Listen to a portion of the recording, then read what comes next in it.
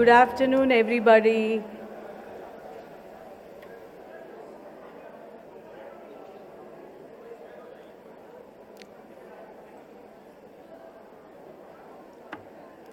Please, we are going to start today's event with the National Anthem. So, we are about to begin the National Anthem. May I request all of you to stand up for the National Anthem. जनगण मन अधिनायक जय हे भारत भाग्य विधाता पंजाब सिंध गुजरात मराठा द्राविड़ उत्कल बंग विंध्य हिमाचल यमुना गंगा उज्ज्वल जलधि तरंग तव शुभ नामे जागे तव शुभ आशीष मांगे गाहे तव जय गाथा जनगण मंगलदायक जय हे भारत भाग्य विधाता जय हे जय हे जय हे जय जय जय जय हे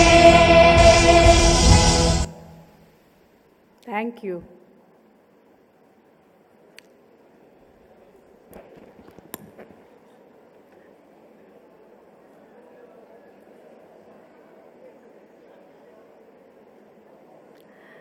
It gives me great pleasure today to welcome all of you at this afternoon, especially Ms. Deepika Padukone, Ms. Anna Chandy, Dr. Ajay Phadke, our today's speakers, our esteemed past presidents, members of FLOW, and other esteemed guests. Ms. Deepika Padukone, most successful, most talented, most beautiful, most graceful actress, superstar, is with us today. When I say she's successful, success is of two types.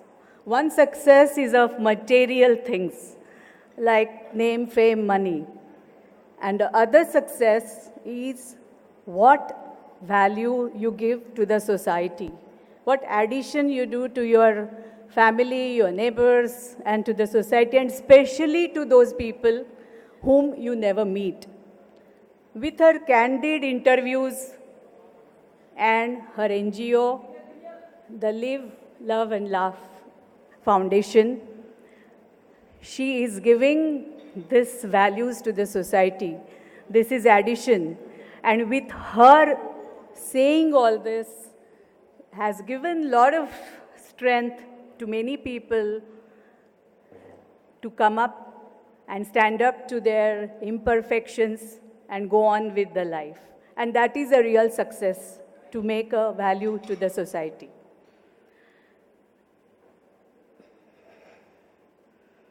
Another thing is that we always have successful people here who are ready to share their success stories, the secrets behind the success. But rarely you find a person who is ready to share their imperfections.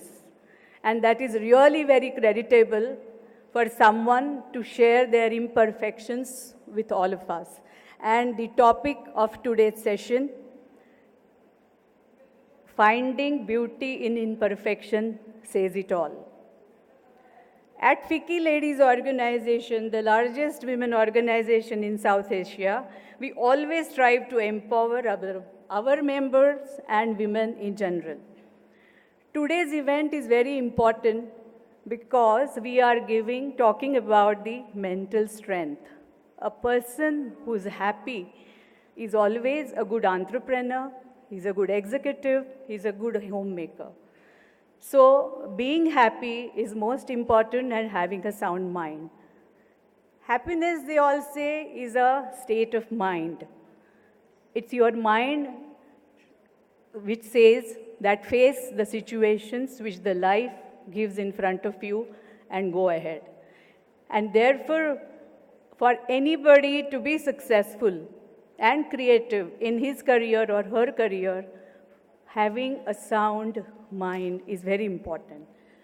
And in today's stressful and our faulty lifestyle, we always ignore the mental wellness which requires its due caring. And therefore, today we are very happy that a new aspect of health we are presenting in front of you. Many times we just say that all the physical ailments are related to mind, but we never pay attention. You will be surprised to know that WHO has classified India as one of the most depressed countries. And what are the reasons for this depression? One, the mental issues when a person has, it has a huge stigma. Nobody wants to talk about it because they are afraid they will be ridiculed in the society. The second is lack of awareness. People who have mental issues do not know how to deal with them, where to go for a help, and how to sort out their lives.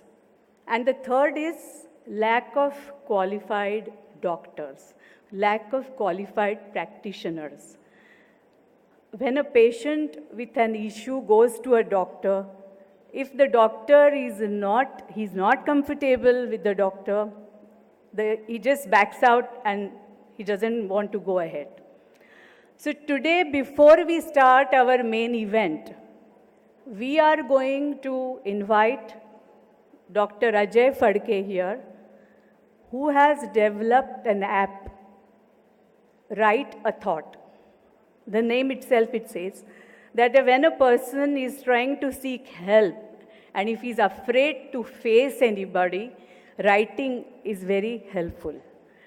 Dr. Ajay Phadke is a gold medalist doctor. He has a MD in pathology. He is a partner in SRL and Dr. Phadke Path Labs, which caters to more than 10,000 patients in Maharashtra. And he has developed this app, Write a Thought. I'll now invite Dr. Ajay Phadke to please come up and talk about his app.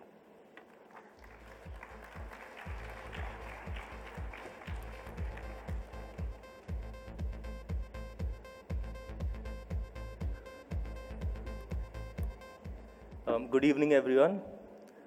Thanks to Vicky and Flo for inviting me the second time. I was just sitting over there and I saw a lot of people taking my photographs, and I turned to my right and then I see Deepika Padukone. For a second I thought they were taking photographs of me, but unfortunately not. Yeah. So I'll just give a brief summary of what we do. I am not a psychologist or a psychiatrist. I'm actually a pathologist and a hemato-oncologist. So I deal with a lot of patients who have blood cancer. So in the course of my career, I came across a lot of patients who not only have a physical ailment, but they also end up having some kind of comorbid condition like depression, anxiety, or some other issues. There was a major problem where people don't really want to open up about what they have. There's a major stigma attached to it. So what ends up happening is that only 12% of people with any kind of mental illness actually get treatment over the course of their life.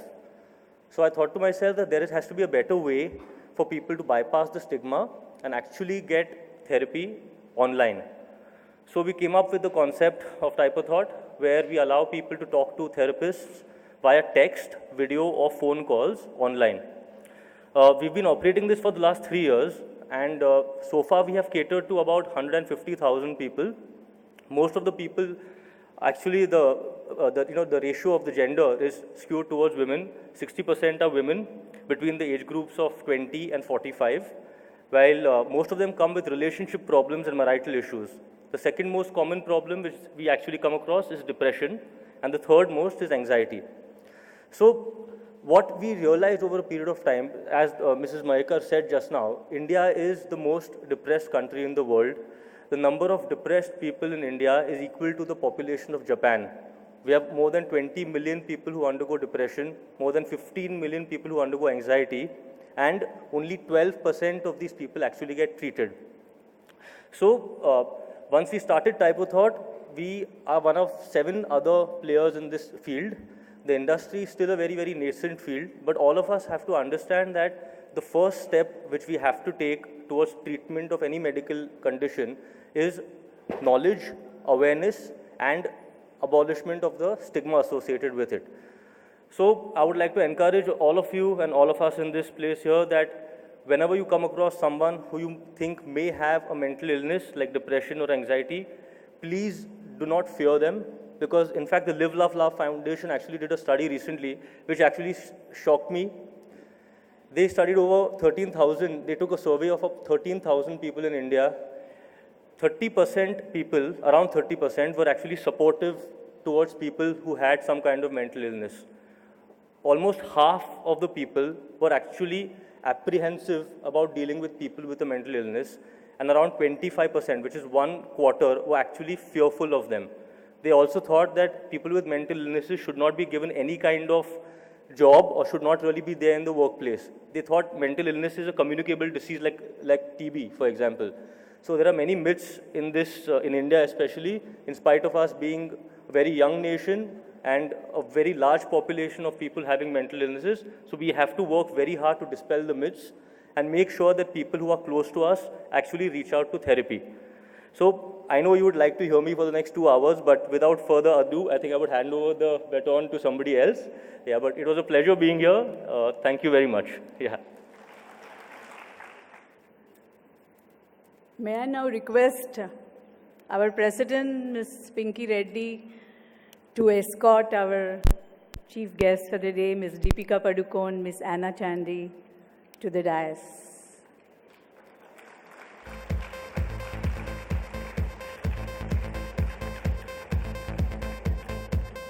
Easy to step from here.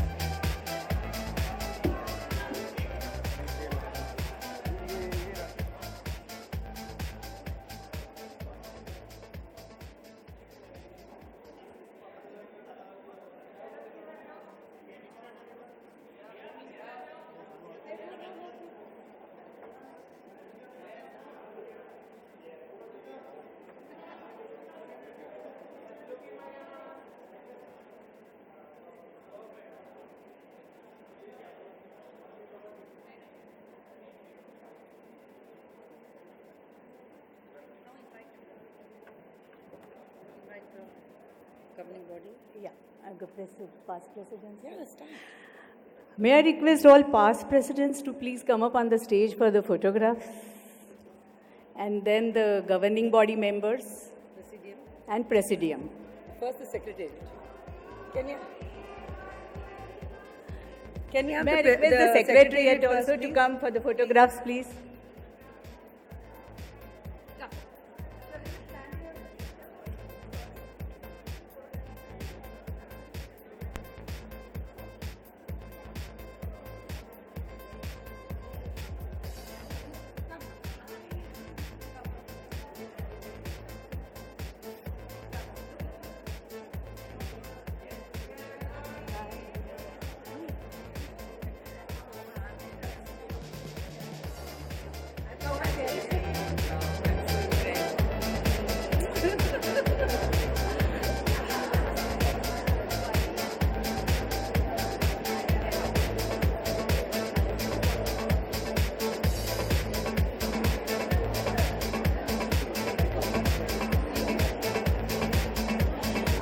Presidium, please.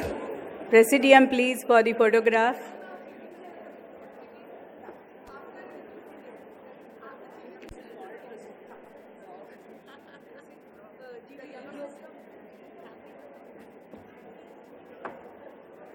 No, that's the presidium, correct?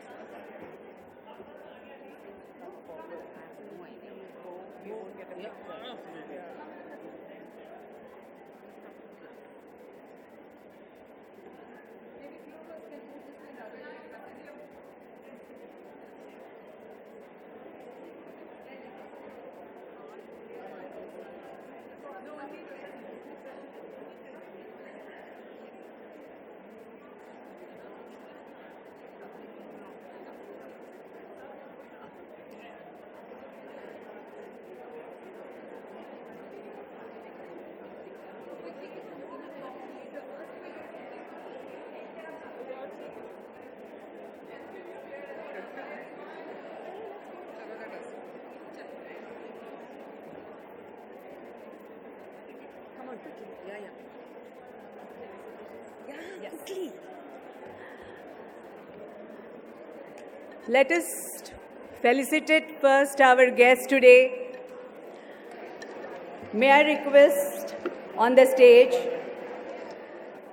Ms. Pinky Reddy, Ms. Riddhima Khanna, Ms. Rinki Dhingra, Senior President and Country Head Government Banking Yes Bank, and Ms. Jyotika and Ms. Nimita Saraf from Janvi to come on the stage to felicitate Deepika. First, can I have the Yes Bank team, please, to give the...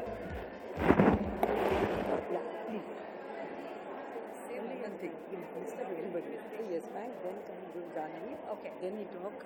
Each one. Fine.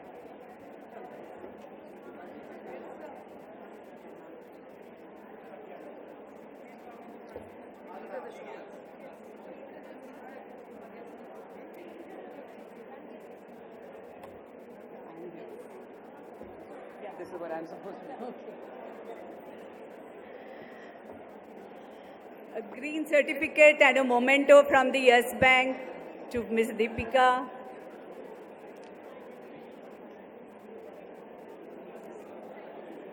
You are Ms. Jyotika Chalani from Janvi.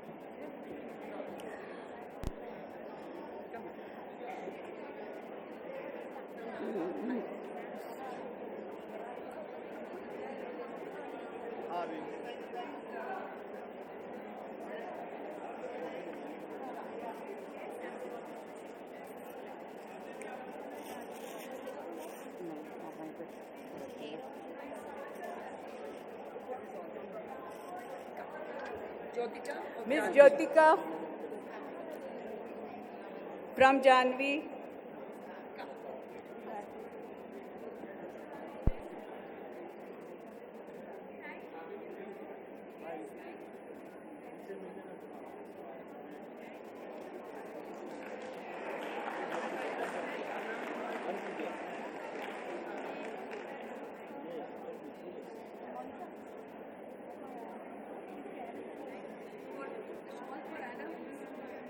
Now I'll call for. Green certificate, the shawl for Anna. May I request now Ms. Pinky Reddy to felicitate Anna Chandy and Ms. Janvi and Jyotika from Janvi to felicitate Anna.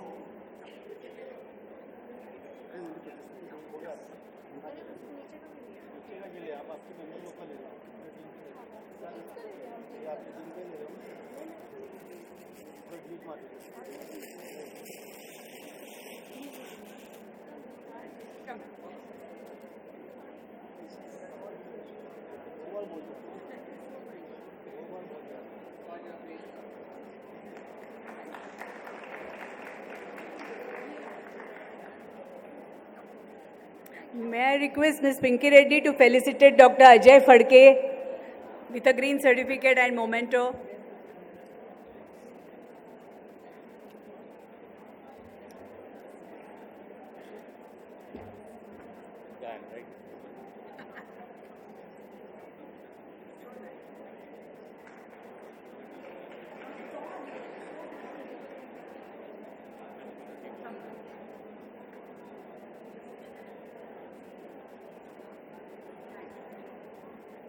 Just take this. I think. Okay, just one. Check. To be given check. Huh? Check. Ah,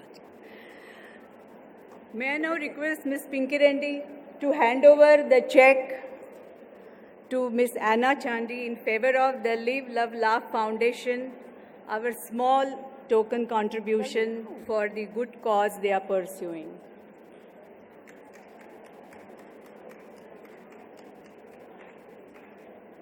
as big as you.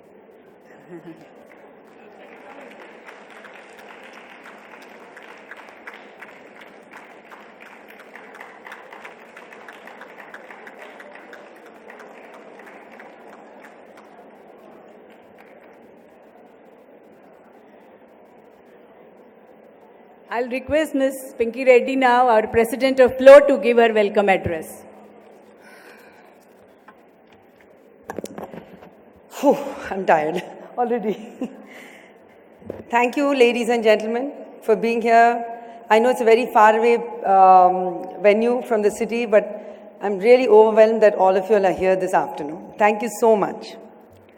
I'd like to start my speech with a quote of the well-known psychiatrist and researcher, Vikram Patel. He rightly said, "There is no health without mental health. Mental health is too important to be left to the professionals alone, and mental health is everyone's business." It is undeniable that mental health is often missing from the public health debates. Even though it is critical to holistic well-being, we talking about health classes in school, colleges, offices, and any other platform. That's just as important as learning about physics, health, and nutrition. Why aren't we learning about our minds and our mental health and mental illness? It is definitely everybody's business. It is high time that we break away from the stigma that mental issues carry with it. Who else could be more apt than Deepika Padukone for an interactive session on finding beauty in imperfection and creating awareness on the importance of mental well-being as well as our physical well-being. A warm welcome to Deepika and a huge round of applause. Thank you so much. I really owe this to you to be here today. And I'm not going to be giving you a long speech because I think you heard a lot from everybody. I'd like to welcome Anna.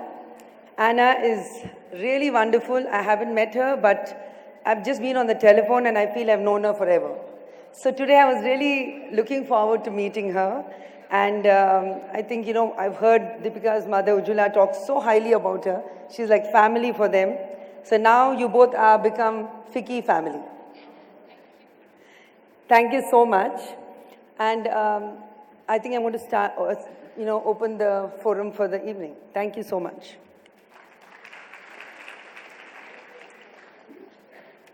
I just have one more announcement.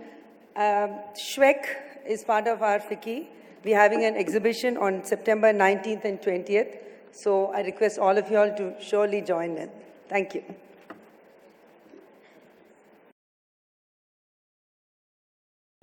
Good evening to all of you.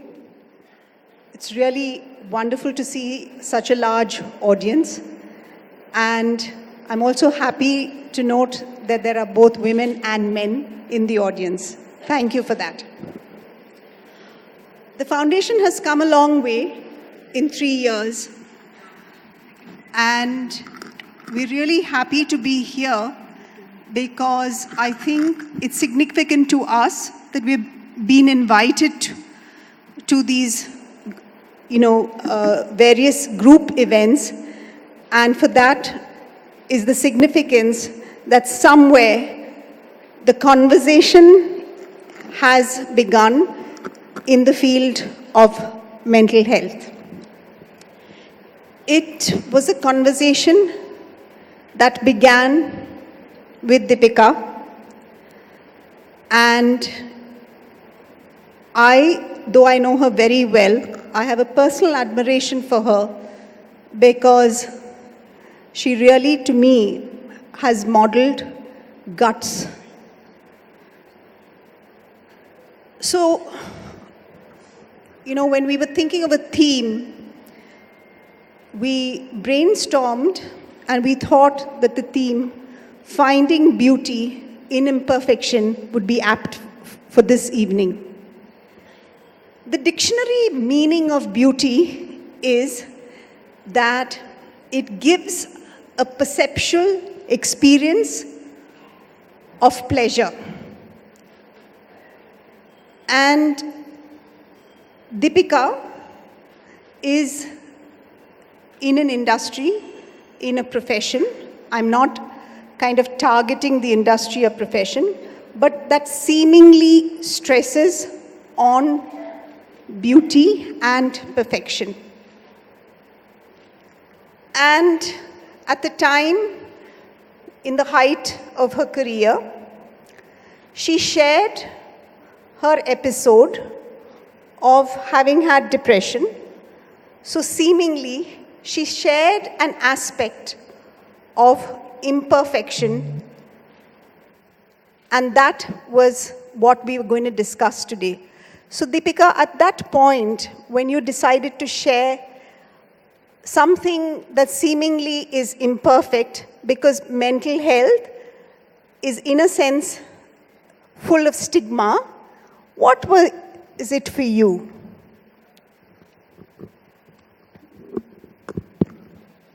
Good evening, everyone.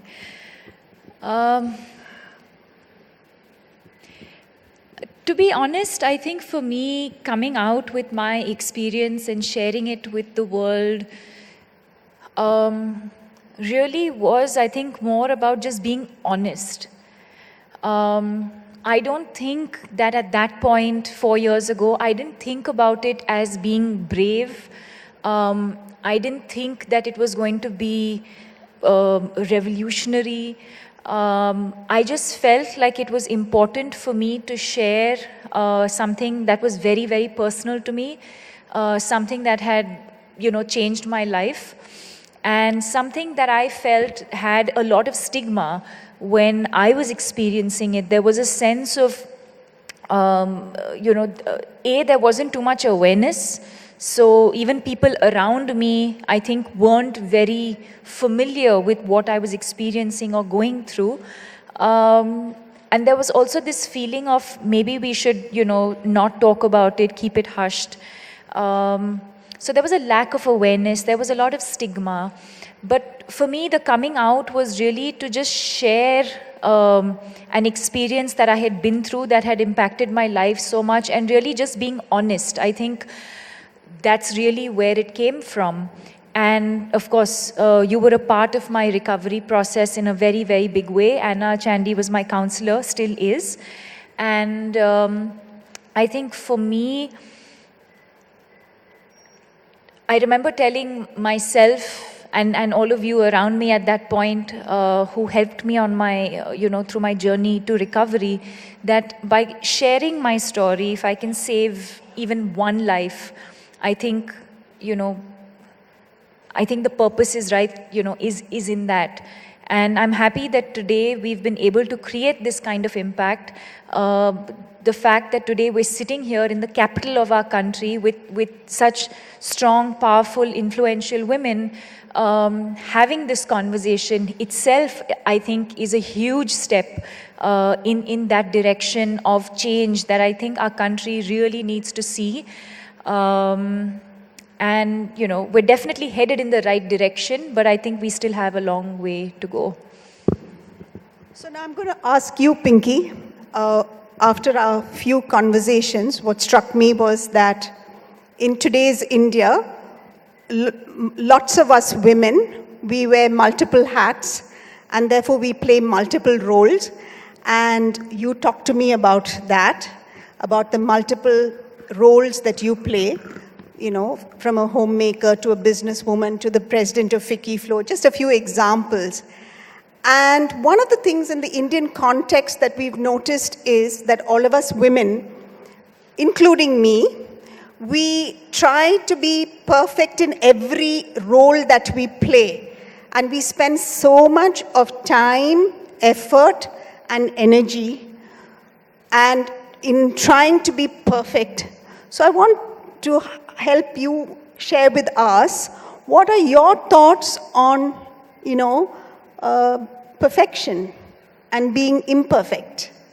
Anna, you said the right thing. First thing is, one should think that I have to be 100% perfect in whatever I do. Then you're never going to be happy. One should have, that's my personality. I think one should be content, happy with what you have and what you do. See, definitely you need to start, working towards yourself. You have to be good in what you do. But it's not like world is coming upside down. I mean, if things are not going well, think of yourself in a better position than person next to you. Instead of sitting and crying that, why am I not like the person above me? That's how I look at it. And where it comes to donning different hats, I think every woman, everybody in this room does that. I think women are multitaskers. As I always tell, the men just can't do 2 things at a time, but we women can do 25 things at one shot. You can watch TV, you can settle, you can talk, you can walk, you can do everything. But try to ask one man to do it, I doubt it. So I think that's what it is. And what I really think is important is even teaching our children. I think we're all in the stage where we have younger children. And I think pressure, in today's time, it's what is the stress is parents are putting pressure on the children, which I'm sure you must be getting a lot of people coming up with that issue. So I think one should be just calm and be happy with what they're doing. Okay. So what I understand is that you are saying that one is about accepting yourself and therefore accepting that you can't be perfect in all the roles. I won't say that you shouldn't work hard towards it. It's very important to give your 100%. Okay. And that's where your position is. You can't just say, I want to be like the best. It's impossible. Like, everybody is different. Everybody cannot be the same. So one has some qualities, one doesn't, right? So you're also saying that it's important not to compare yourself with somebody. That's the worst. Competing with each other can be really negative. Okay. So as I understand it, when we say negative, it can be stressful. Yeah, absolutely. Okay. So when we look at this, and Deepika you came out and spoke of something that was seemingly imperfect, and the imperfection is associated with the stigma. The genesis of the foundation today started on something that society viewed as imperfect, yet the impact that it's had, your sharing has had so much positivity. Me being the chair of the Live, Love, Laugh Foundation, we receive letters every day, several letters telling us how much the Deepika's sharing and the subsequent actions that the foundation has taken, how it's helped people.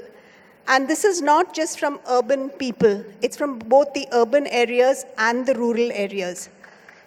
That's so nice, really nice. So in a sense, something that had a genesis in imperfection has had an impact positively.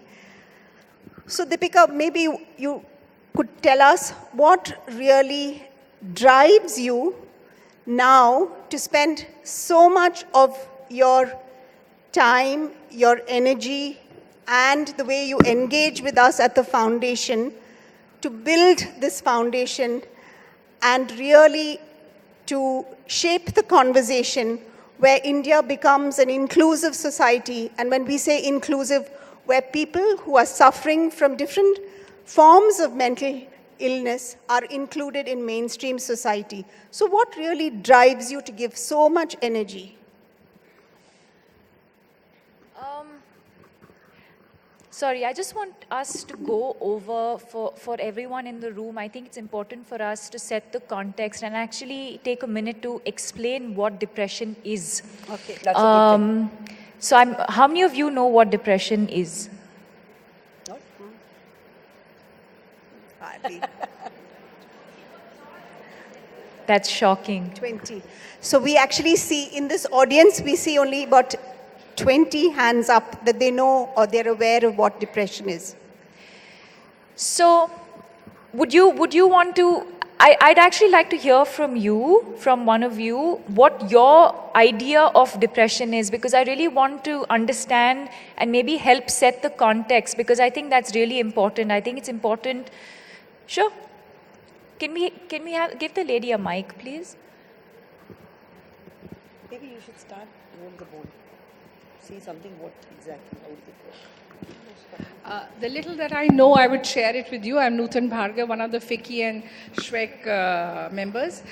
I think it is something where when you're in public, you're quite normal or you act normal, but when you're by yourself, you are crying, you have suicidal tendencies, you become an introvert and you start kind of grading yourself as not so good. So the minute, and I just want to add another word, that is that I'm so glad that Deepika, you're here, because I think the minute you owned up to this, it has given lots of other people the courage to step forward and own up.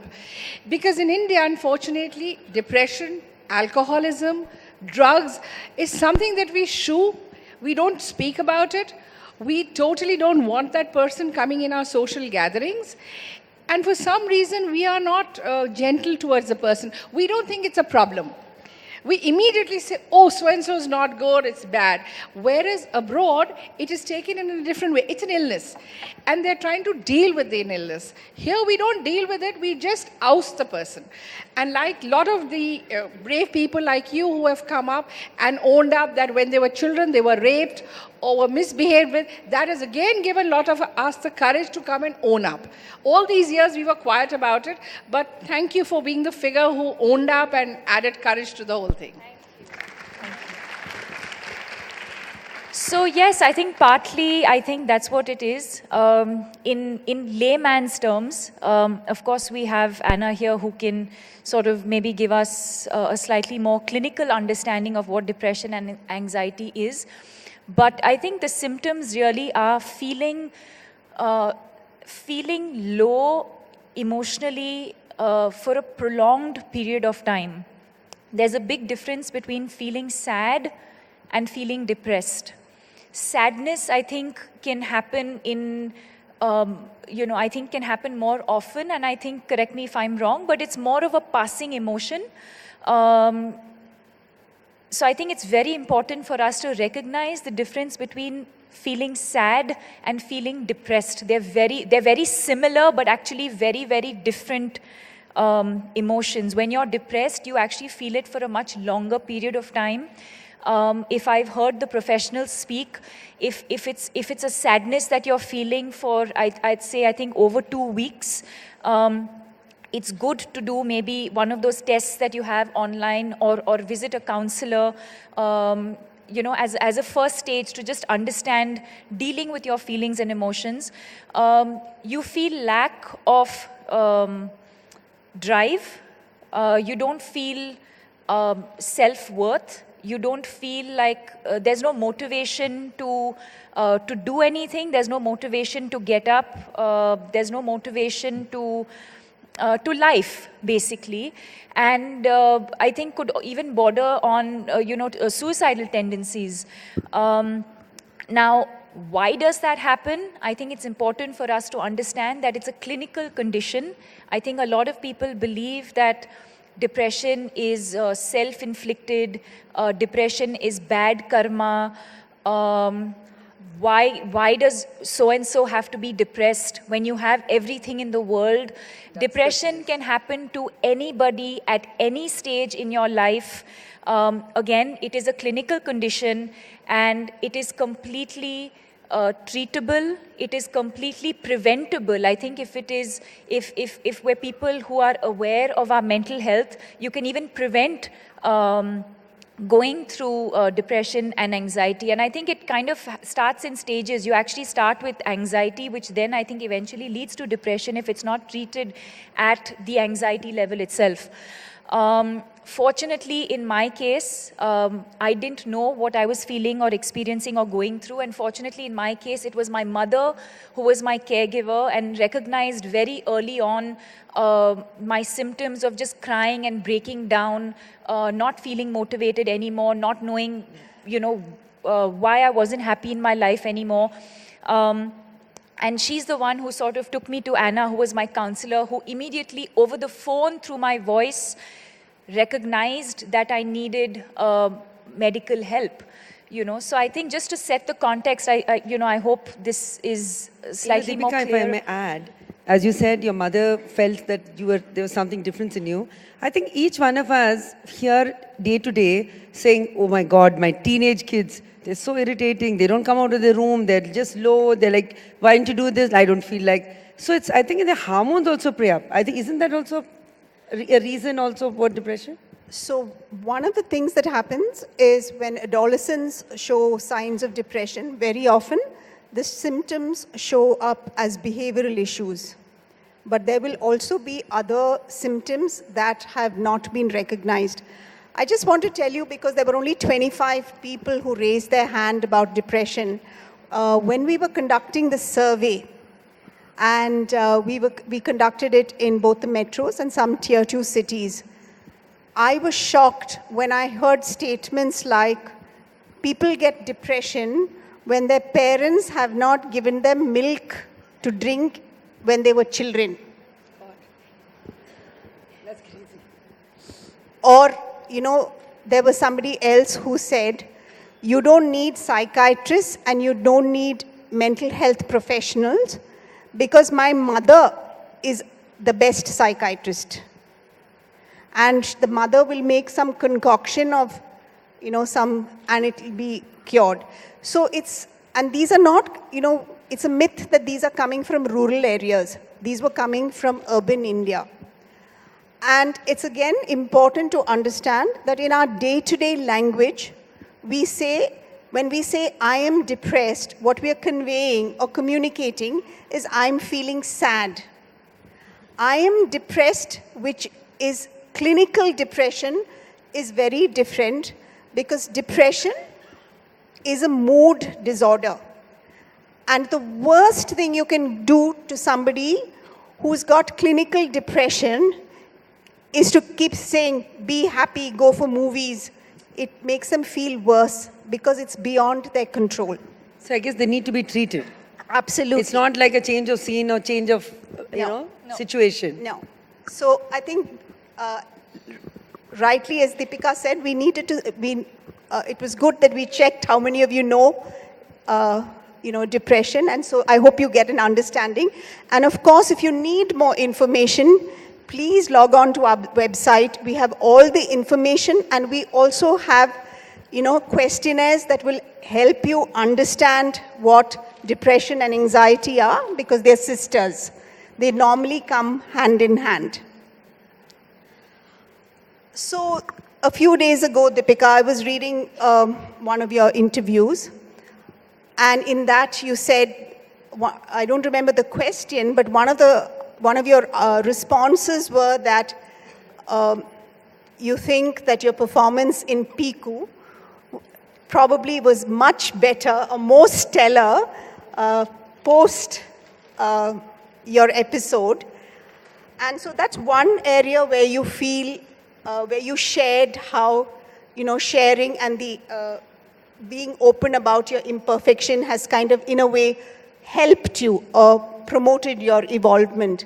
Can you share other aspects of your life where sharing has really kind of impacted you? I think in every way, but I think especially my experience with depression, to be very honest, I think when the interview came out, I remember we had done a print interview that a newspaper had carried, and then I did a TV interview with my mother. I just felt so much lighter. I felt like this huge weight off my shoulders. I felt completely like transparent and with no fear of being judged. And I think today it's just made me a much happier person. It's made me understand how fragile life is. It's made me much more sensitive to people's thoughts and feelings and emotions, because I think we very easily judge people, label people. But I think the day you understand that everyone has a story to tell, everybody has a backstory, all of us here in the room are putting up a front, but all of us are coming from somewhere. We've been through a particular journey.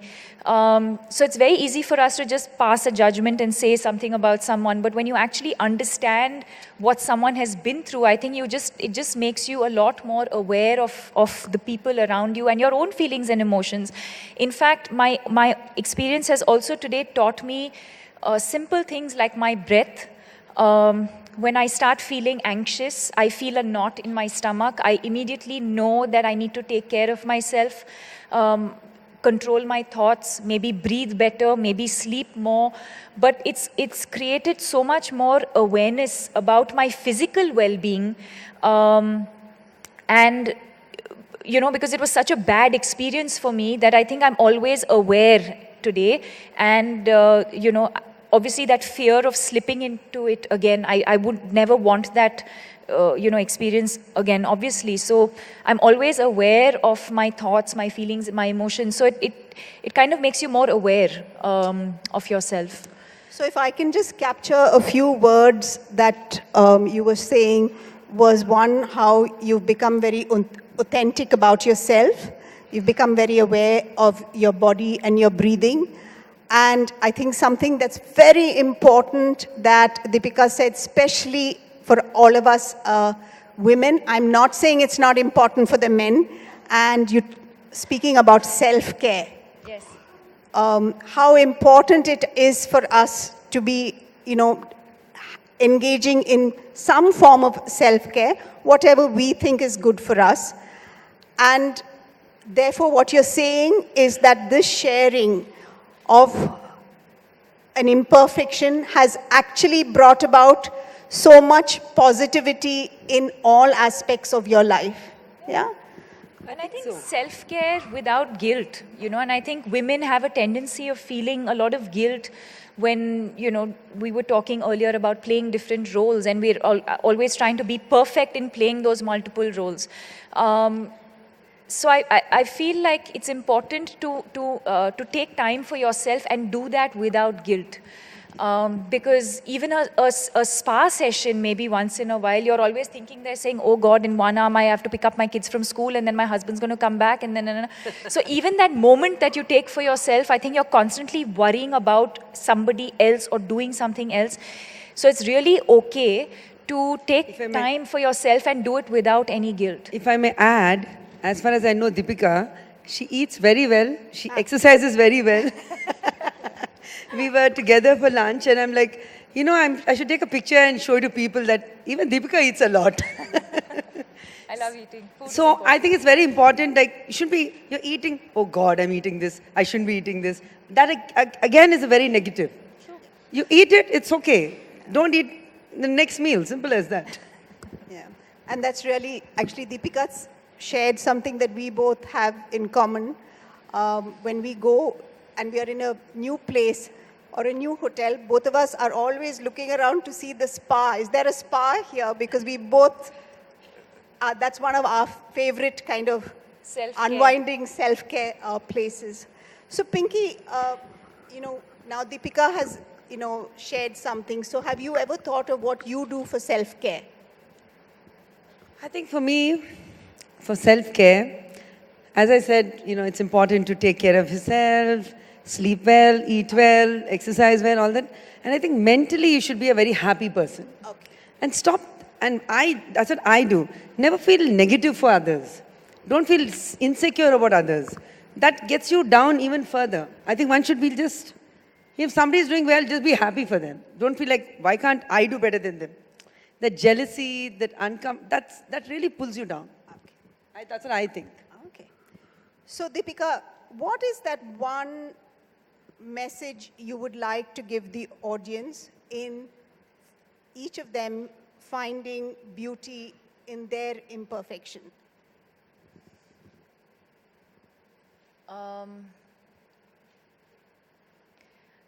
I think I'd say that as much as possible, I think be honest and be authentic. I think these are the two things that I have learned. To be honest, and when we talk about honesty, about our thoughts, our feelings, our emotions, it's not that you have to, it's not like we have to tell the whole world. I did it for a different reason. I did it because I wanted to, help other people and maybe save some lives. But I think in our own little way, if we can even be honest by sharing our thoughts and feelings with the people around us, I think that itself, makes you feel so much lighter and so much better. So I think honesty about our thoughts and our feelings, our emotions, to sum it up. And I think being authentic. I think there's always pressure to fit into a certain mold, to impress other people or to live up to other people's expectations. And I'd like to say that I personally believe that it's always more comforting and more rewarding when you're authentic to who you are, your personality, the way you dress, your thoughts, your feelings, your emotions. Yeah. So Deepika's message to the audience is be honest about your thoughts and feelings, be authentic to yourself, and that's a very, very powerful message, because one of the most difficult things for all of us is actually to be honest and authentic to ourselves about ourselves. That is one of the most difficult things to do.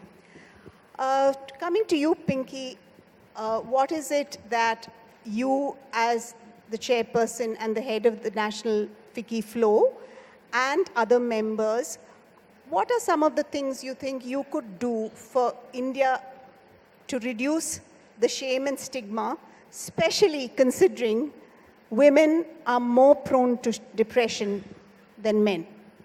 This is not to say that it doesn't happen to men. I think for the few men in the room, depression is, again, it's not specific to any gender. It can happen to men, women, children, urban India, rural India. Really, it can happen to anyone. But sorry. Before I answer this question, I want Deepika and you to just tell my audience about your foundation, because I was talking to her and she was telling me what all they do. And I think you should tell them, because not everybody knows about it.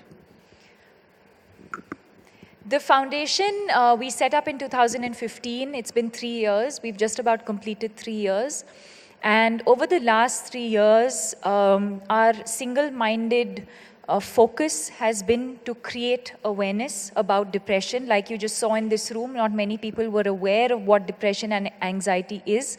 So creating the awareness and reducing the stigma to basically encourage people to come out to seek help. For those who have sought help, who probably had, a sort of aversion to taking medication, I think to encourage them to do that. So I think primarily these are the two factors that largely the foundation has focused on: creating awareness, reducing the stigma. We've done several, we run a school program. That's what is very important. Yes, we run a school program. The numbers I'm sure Anna can share with you, where we actually educate teachers and students about what depression is, what are the signs and symptoms, how does one treat it, who does one reach out to. And if I'm not mistaken, we've covered, I think we've done this in 4 or 5 different languages. So we don't do this in only Hindi and English, but in several regional languages as well.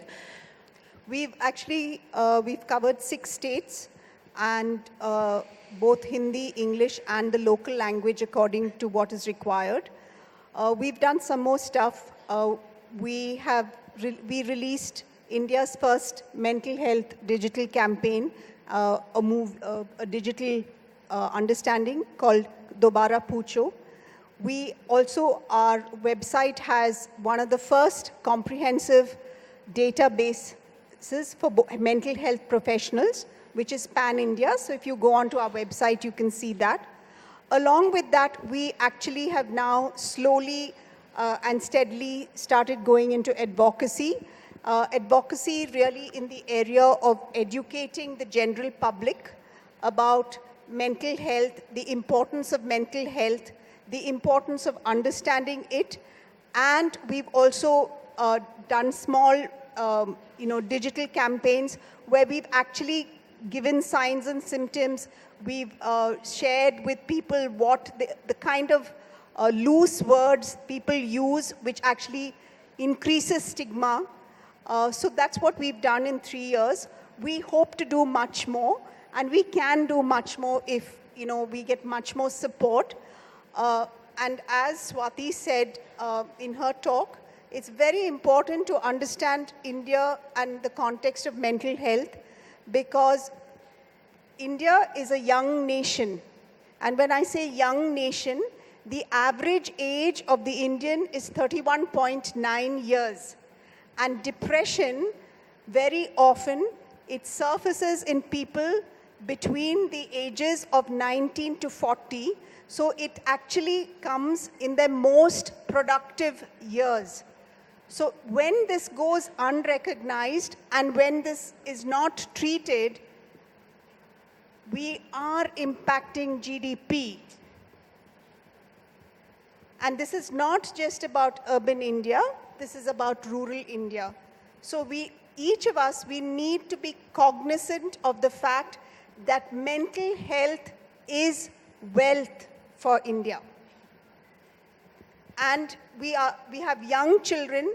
There are more and more young children in the adolescent years exhibiting and showing signs of depression. Now, one more thing you need to know is that when the symptoms come in the early or mid stages, we have a continuum, it is treatable by therapy if it's addressed when it's early or in the middle stage. It's when it's left untreatable that it then progresses and it can become chronic, and then you do need medication. Another myth I want to tell you is that we need to stop thinking like this, that if you take medication, you're going to be addicted. I suffer from thyroid issues. I take thyroxine. It's a requirement. People who have diabetes may need insulin. It's not because they are addicted. So we need to, again, separate and understand these issues. And that's very important for us as a community and as an Indian society to understand. And the last thing, which is very important, is families need to be supportive of the people within the family who have mental health issues and not ridicule them or minimize their psychological pain. I think it is very good about what you all are doing is educating the teachers. I think that's more important because a lot of teachers don't understand why the kids are behaving in a different pattern, and they just beat up the kids and it's crazy. I'm glad at least the teachers are getting, educated. As a step one, yes, we're talking to teachers and students. As a step two, we will be talking to parents as well. Very important. Because it's a collective effort. I think parents, for most part of the day, the child is in school, and that's when you would, you think that your teacher can sort of monitor the child. Of course. But again, when the kid is at home, it's important for the parents to monitor. So as a step two, we would like to start educating parents as well. So as you asked me, what am I doing as a president of Wiki? I'm here with two intelligent ladies. I think what is very important is getting my members getting them educated in different spheres and different issues, right from health to business to a lot of other subjects. And I think as our past presidents have begun, we do a lot of initiatives for women empowerment, so that the women learn to stand on their feet. They don't need to be dependent. We have people running small little business from home, and we have women running big businesses. So I think that's what is nice about our organization. We have the same platform for people from different levels and different ages and come from different backgrounds. So I think I'm really happy where I am, and I'm trying my best to get the best for them. And for example, as I got Deepika, it's not that she's here just as a Bollywood or a glamour girl. See, there's so much of learning which we're getting, and I think it really will help us a lot in our day-to-day lives, right? So now I want to just open, get some questions from the audience. Okay. Yeah. You want to get? They have. Yeah. They have. Hi. So you talked about telling people about what depression and anxiety is, but I've noticed this a lot of times, not just about depression, but like even mental health issues like OCD and all. We guys are usually very insensitive about it and tend to say, oh my God, I'm depressed. Oh my God, I have OCD, without even realizing what it truly means. So how do you think we should make everyone sympathize with people who actually have it and become more sensitive towards these topics? I think awareness. I think, and I think in our own little small way, I think that's what the foundation is trying to do. Create the awareness that is required for people to understand what anxiety and depression is. I think the issue is that for so many years, it's gone unaddressed, that it's not going to happen overnight. We're a very young foundation. We're only 3 years old. We're very happy with the impact that we have created in these 3 years, but we recognize that we still have a long way to go. Whether it's depression, coming back to your question, whether it's depression or any other illness, I think the easiest way for us to be a little more sensitive, like you mentioned, to the people around us is to educate ourselves. Most often it's that, right? Either you educate yourself about what the signs and symptoms are, or it happens unfortunately because you know somebody who's experiencing something, and that's when you realize the impact or the magnitude of an illness. So either way, I think, like in my case, I don't think I would have understood depression the way I did if I had not had my own experience with it. So I think I don't think there's a straight answer to that. I think it really depends. Either you educate yourself, keep your eyes and ears open, to the signs and symptoms, or you will at some point know somebody, because unfortunately, 1 in 3 people experiences depression once in their lifetime. So at some point you will, come across that. It's also important to be conscious of the kind of words that we use in our day-to-day language. For example, we crack comments like pagal hai, or this one is mental. These are actually very loose words, and these loose words imply something really heavy. So I think it's important in our day-to-day language to be conscious of how we use and choose words. Say. Hi, can I ask?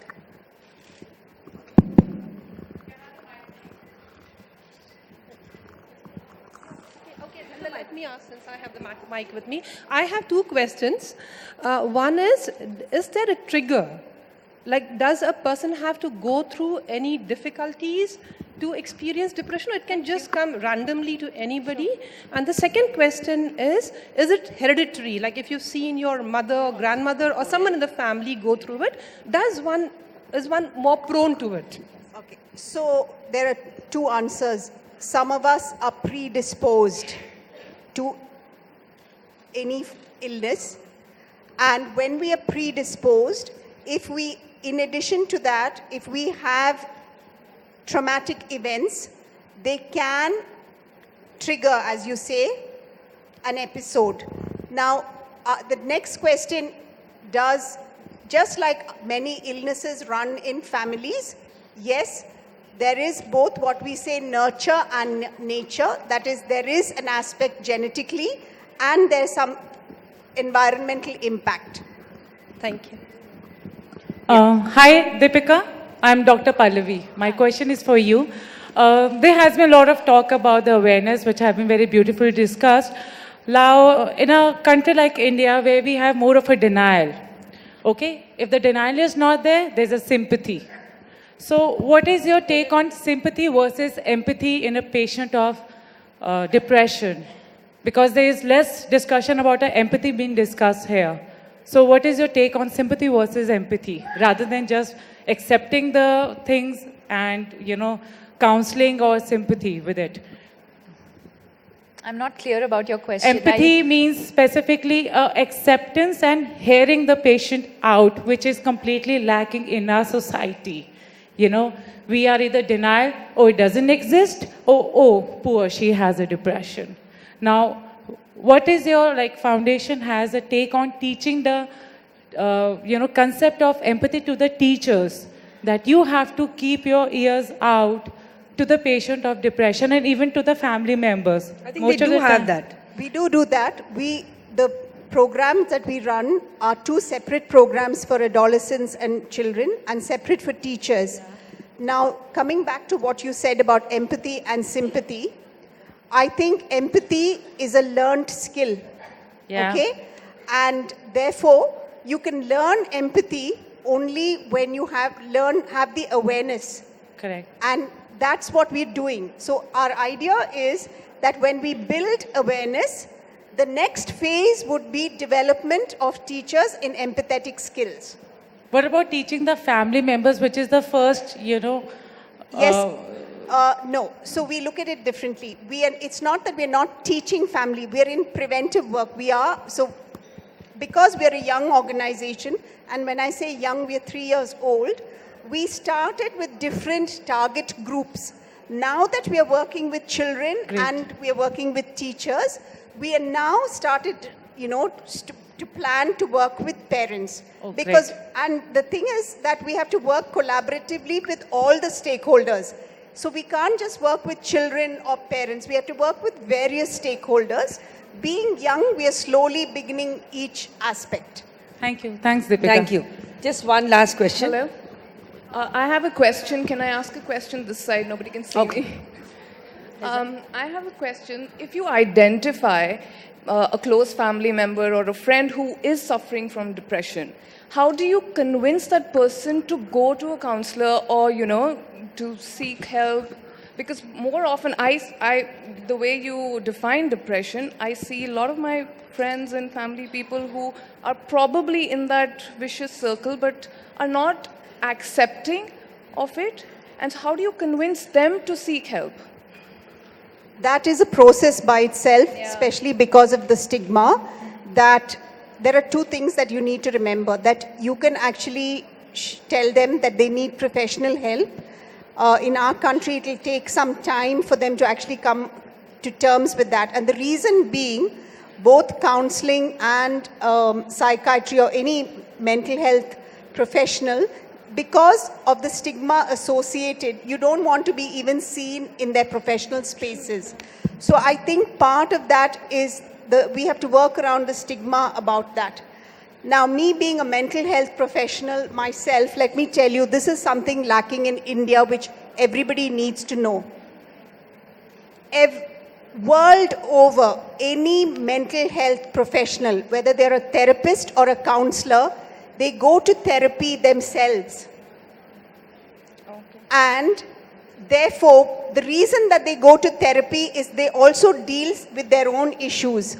And so part of breaking the stigma is for the therapist to actually talk about their narrative or how they take help. So that's how we start minimizing.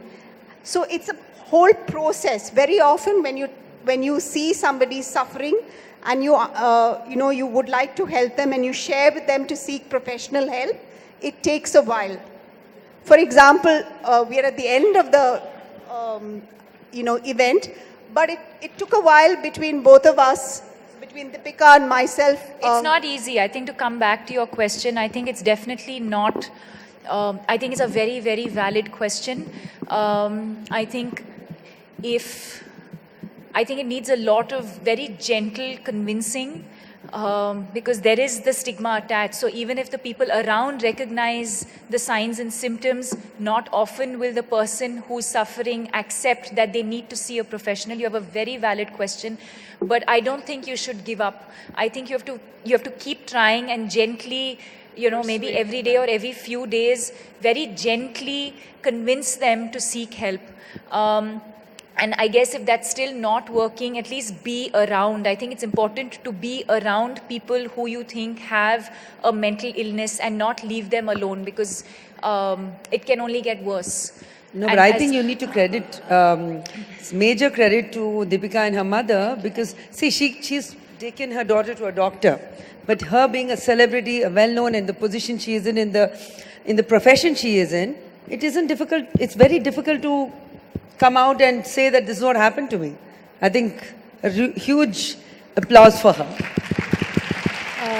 Hi, so one Deepika. more last question. Hi, Anjana, Deepika. our past here. president. Yeah, Anjana. Hi.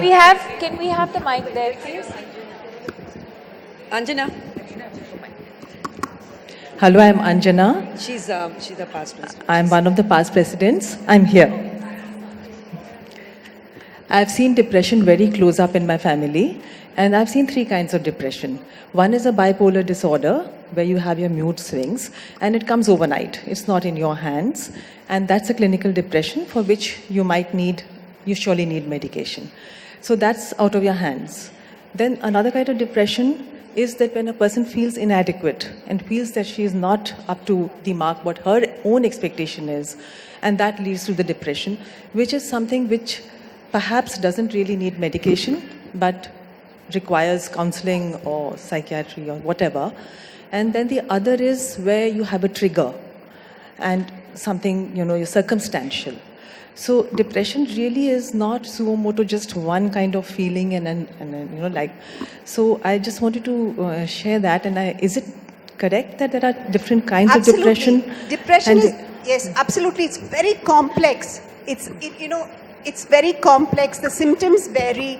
Now there's research that shows that the symptom is also according to the context. The symptoms culturally is different. So it's a very complex illness. And only, our people who are going through it understand, so Deepika shared some symptoms. I've had people telling me when I open my eyes in the morning, I have a screen, my vision, there's nothing else, but my vision is not clear. So there are multiple symptoms. It's very complex.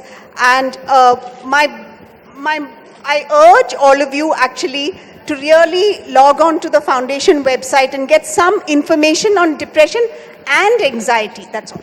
We have a member here from Ludhiana. Pinky, excuse me, I'm here. Amritsar. We have a member here from Amritsar who's come here all the way, flow member from Amritsar. She wants to share a similar experience what Deepika has gone through. And I think it'll, Mona. Yeah. Hi, everyone. Good evening, Deepika. I have come all the way from Amritsar just for your program because 4 years back, I was going through the same phase which probably you experienced. And being from Punjab and, parents which are not that educated, nobody could figure out what was the problem. And I almost had a near-death experience where I tried to kill myself and, life is useless. Though I'm educated, I'm an MPhil I've done an MPhil English plus Masters in journalism. But, you really don't know, life is so beautiful, everything happens perfect. And suddenly, one day you end up being happy and from a very good family, everything is going just too perfect, and then you realize that, something is missing in life and you just go completely lost. And that was the problem which happened with me, and I'm sure, when I was going through all this and I was reading, I would so much associate. But you had been fortunate, your mother had been with you and you had a counselor, but, I did not. I did not. And most of us, we don't. What only helped me with this was I struggled a lot, but I started meditating. And, just reading and just meditating and figuring out what can I do. I found out a very beautiful person who could take me through this. And it is a beautiful journey itself.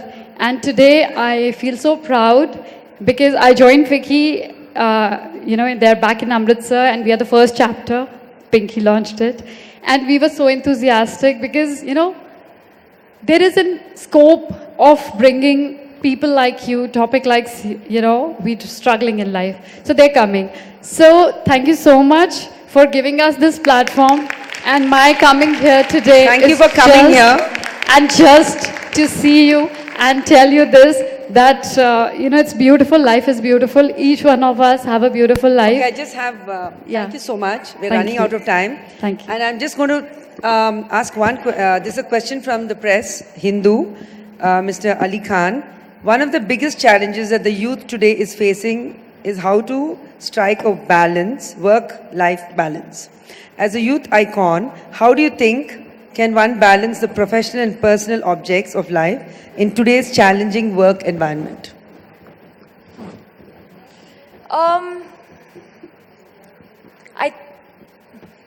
I think it takes me back to the earlier point that we were talking about, that self-love and self-care is extremely important without feeling guilty.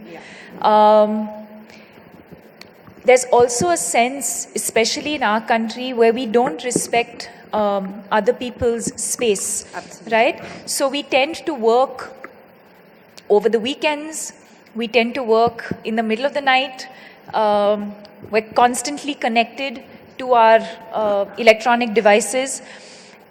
But I think that there is merit in putting some sort of structure into our own lives, and I think only we can do that with ourselves. So bringing in some sort of structure into our lives where you have a sort of routine and a discipline, where you wake up at a certain time, you do things at a certain time. Of course, I think it's important to stay connected, and it's important to know, and to keep up with the times. But I think it's equally important to have that downtime, because more and more we see that human interaction is diminishing. While we have all these devices to keep us all connected, we're actually not connected. It's like a joke how a whole family is sitting, including a dog and a cat, and they have their own iPads. Like whether it's, sitting and having a meal together, or whether it's taking the weekend off, or knowing that beyond a certain time, I'm at home now and I'm not available to take calls or messages or emails or whatever it is. Making time for human interaction, for our friends and family, for me, that is my downtime. Of course, I love running my house. I love cleaning. I love, getting massages. I think these are all my ways of downtime. But I think that shows you're a normal young girl. Structure. I think some sort of structure and discipline is the way I strike life and, work balance. Yeah. Thank you so much. Deepika and Anna. I have to close now because it's half a minute. Deepika, you're doing a great job, this creating of awareness, etc., etc. Excellent. What next from here? You need to have support groups for the patients. Yes. and support group for the caregivers. Yes. Maximum need is for the caregivers. Absolutely. How do you go about from there? Thank you. That's definitely on the agenda for us as an organization, as a foundation. That's definitely something. But to answer your question, a lot of us aren't even aware of these groups.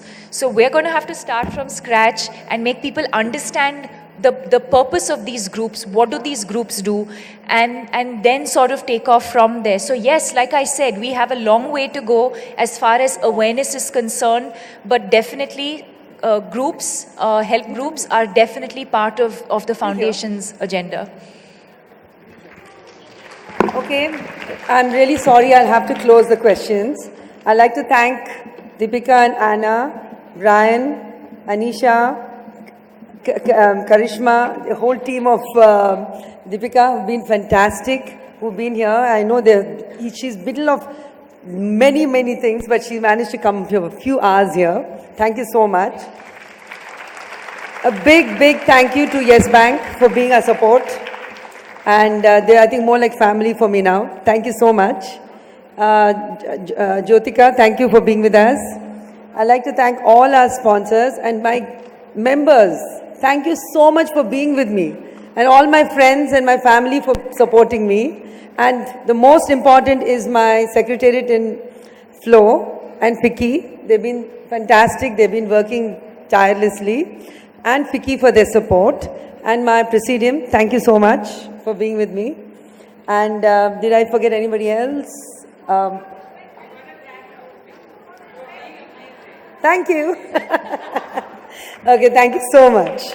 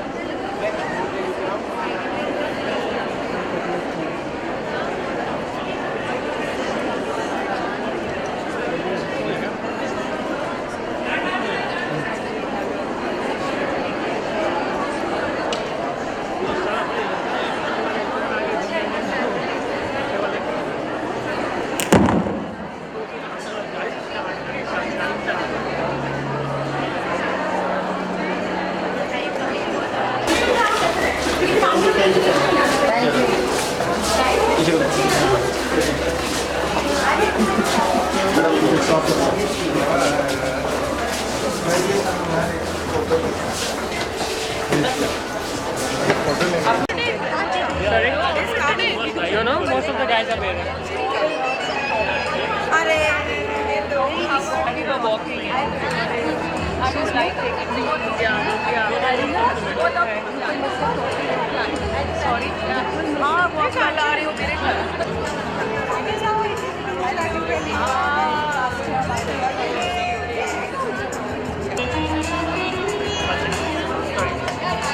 This was for this camera?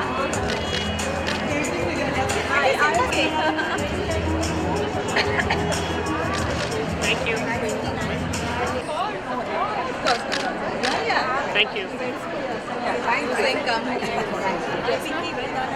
Thank you. When the weddings were happening, I was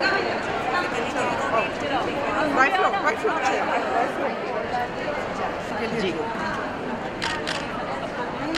Thank you.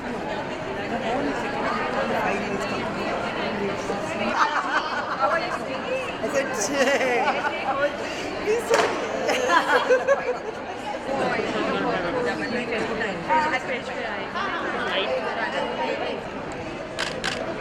नहीं वो तो उनका अलग से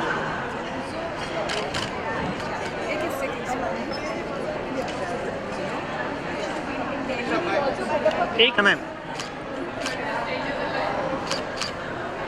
Thank you. I want to be there for this. Head of our health management.